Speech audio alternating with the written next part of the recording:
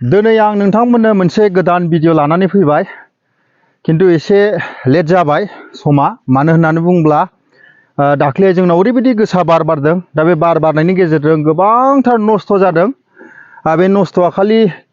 न' बांल' नङा बिनि अनगायैबो दंफां लाइफां बिनिफ्राय गोबां आबादफ्रा जोंनियाव नस्थ' जाबाय बिनिफ्राय मेन रिजोना जाहैबाय कारेन्टआ ओरैबायदि जों सानब्रै जाबाय दिनैसिम कारेन्टआनो गैया आरोखि दा बिनिखायनो आं नोंथांमोननो भिडिअ लाबोनो हायाखै माखासे बिदिनो सिगांनि जे खालामखानाय बेबायदि भिडिअफोरखौल' आङो लाबोनो हादों खिन्थु आं दिनैहायसो सानब्रैनि उनाव दिनैसो आङो मोनसे भिडिअ लानो होननानै आं फैदों दा दिनै आं नोंथांमोननो खोन्थागोन बेनिफ्राय खुमब्रा आबादा बेनोना खै बिगासो दङ मोनसे आरो मोजां खबरबाव आंहा बेनो जाहैबाय आङो पासपर्ट एप्लाइ खालामदोंमोन दा फाइनालि आङो पासपर्टखौ दिनैहाय आङो मोनबाय बेबो मोनसे आंनि थाखाय मोजां खबर खबरानो मोजां खबर डाबल मोजां खबर आंना जादों आरोखि दा आङो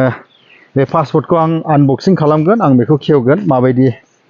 आं बेखौ नोंथांमोननो दिन्थिगोन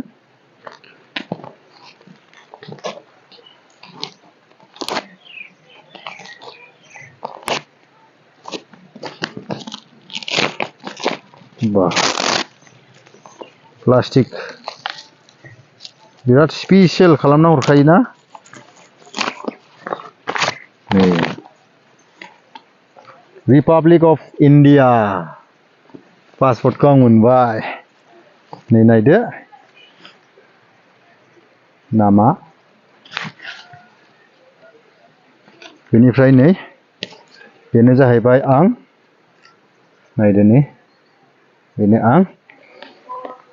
मथा मथि बियो आंना एसे गोबाव सम लाबाय मानो होनब्ला इलेक्सननि टाइमखाय जानो हागौ माखासे जि बे पासपर्टनि थाखाय जे मावनांगौ खामानिफोर दंमोन गासैबो डिले जादों माखासे बे इलेक्सनाव जानो हागौ अफिसारफ्रा बेस्थ'थानि थाखाय अब्लाबो आङो बेखौहाय दिनै मोनफुंनो हाबाय बेनिखायनो आं गोसोआव जोबोद आङो खुसि जादों आरोखि दा सासे आबादारि हिसाबै आंहाबो मोनसे थांखि दं मोनसे साननाय दं जे एसे एनै जुदि रांफोर आरजिनो हायोब्ला बे आबादफोरनि गेजेरजों आं साक्सेस जानो हायोब्ला गुबुन जायगाफोरखौहाय बा गुबुन जायगाफ्राव थांनानै एसे नायनो गुबुन बिदेश बा फरेनफ्राव थांनानै एसे गाहैनो बेबायदि साननाय दं इस्सा दं दा आङो सानो निस्सय बियो जाफुंगोन बायदिखौ आङो सानदों दा नोंथांनाव मा मा आबाद दङ आरो खुमब्रा दङ ओमफ्राय जोगोनार दङ आरोखि खुमब्रा जोगोनार एसे देखायनो हागोन नामा हागोन खुमब्राखौ हागोन बिदिबा जों नायनि बेनिफ्राय खुमब्रा आबादा बेनोना बेनो खै बिगासो दङ बेयाव ओरैनो आधा बिगानिबो एसे खम जागोन आधा बिगानिबो खम ओमफ्राय ओरैनो बेसेबांसो फुलि सोदों बेवहाय ओरैनो आङो पेकेट मोनथामा हाबदों आरोखि पेकेट मोनथामा हाबदों आरो औ बिनिफ्राय नै खुमब्राया नाय गोदान टेक्न'लजि दै नाय 2 फुट जागोन बियो बा बिराद गोलाव नै बेनिफ्राय जों फ्राय समाव खुमब्राखौ नुयो जानला सायाव मावनाय आरोखि खिन्थु बियो मोनसे गोदान आं आसरित मोनदों बिथाङा बेखौ हायावनो मावदों जिगाब खोबनानै बिनिफ्राय बे गाहायाव मावनायनि बेनिफिटआ मा बे गाहायाव मावनायनि बेनिफिटआ जाहैबाय जोंहा बेयाव माबा जानला होयोबाथ' जानला लाखिनो हाखाया बे खुमब्राखौ हाया आरो खुमब्रानि वेटखौ नायदो नोंथांमोना बेयाव 8 केजि 9 केजि जागोन बियो 9 केजि औ बेनिखायनो वेटखौ लाखिनो हाया गोजौआव बेनिखायनो आं बेखौ मा खालामबाय बेयाव गायनानै आं जिगाब खोबना होनाय जाबाय आरोखि बिनिफ्राय आरो जानला खालामबा माने खाथनि बारा जायो औवा नांगौ मा नांगौ बारा आरो खरसाबो बारा जायो औ बिनिफ्राय ओरैनो बिनि भेराइटिसा मा जोलैया बियो बेनु आरो बेनु गोथाव ना गोथाव मोजां जानो गोथाव मानसिफ्रा माथो बयबो गोथाव होनदों औ बिनिफ्राय मावनायावथ' ओरैनो बेखौ केमिकेल मावदोंना अर्गानिक मावदों ओरैनो केमिकेल हिसाबैथ' आं एसेल' होदों आरोखि बिराद खम मात्रानि आरो खम बिबांनि गोबोरखिखौ आं बांसिन होदों नाय ओरैबो दङ गोबां फिथाइ दं नै जेरावबो नाय नै बेखायनो नैबेबो बिराद गोलाव ओमफ्राय थाइसेयाव बेसेबां हरदों दा थाइसेयाव आं बे गिदिरखौ 50 आव हरदों 50 आव नैबेबो नै बिराद क्रिकेटार माथो 50 आव हरदों आरो ना 50 थाखायाव हरदों आङो फांसेयाव ओरैनो बेसेबांसो खैथासो थायो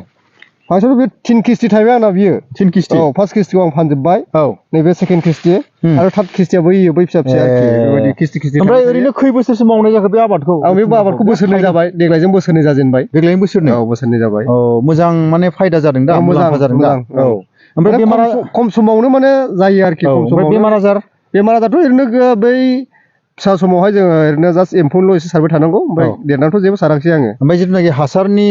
बाहायनायफ्राथ' बे एखेयानो जोबोद मोजां जादों आबादा जेरावबो फिथाइ दं एसे देखायदो आं केमेरामेनखौ खावलायबाय नायनो ओरैबो दङ गुफुर गुफुर ओमफ्राय मेलनबो दंबावो माथो बैयाव हनै मेलनबो दङ आरोखि औ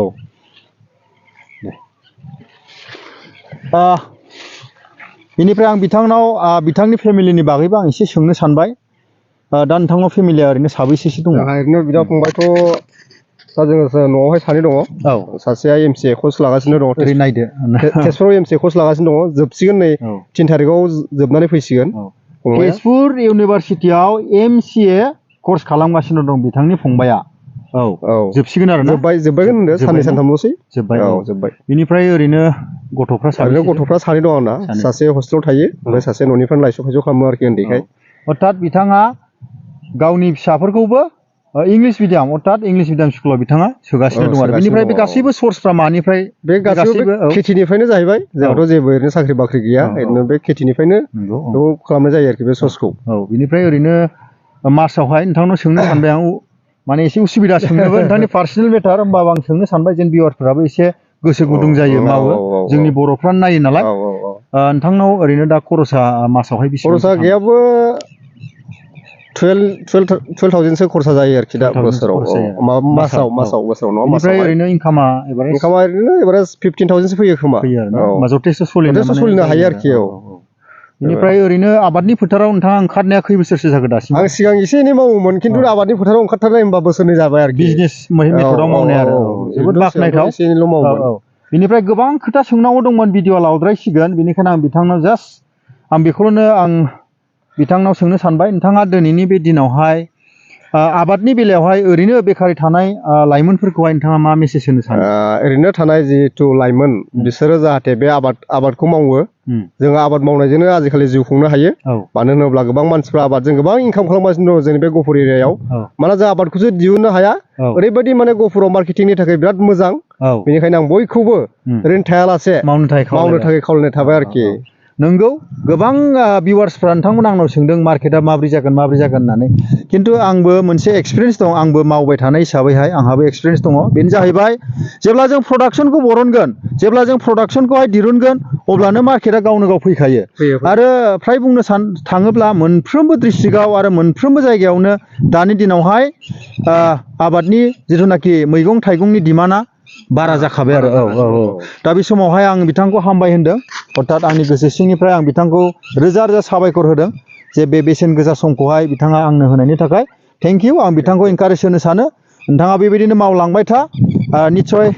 नोंथाङाबो सानसे आबादनि फोथाराव ओरैबायदि जागोनखौ आङो नुहुरदों जिबायदि नोंथांनि खस्थ' खालामनायखौ नायनानै सानसे नोंथाङा आबादजों मासावहाय अर्थात सिजन मोनसेयावहाय 10 लाख जागोनखौ आं नोंथांखौ आं नुहुरदों आरो मानो होनब्ला गोबां दिनैनि दिनावहाय गोदान गोदान आबादफोरखौहाय जोंनि बर'फ्राबो माने इनभेन्सन खालामदों आरो मावगासिनो दं आरो स' थेंक इउ से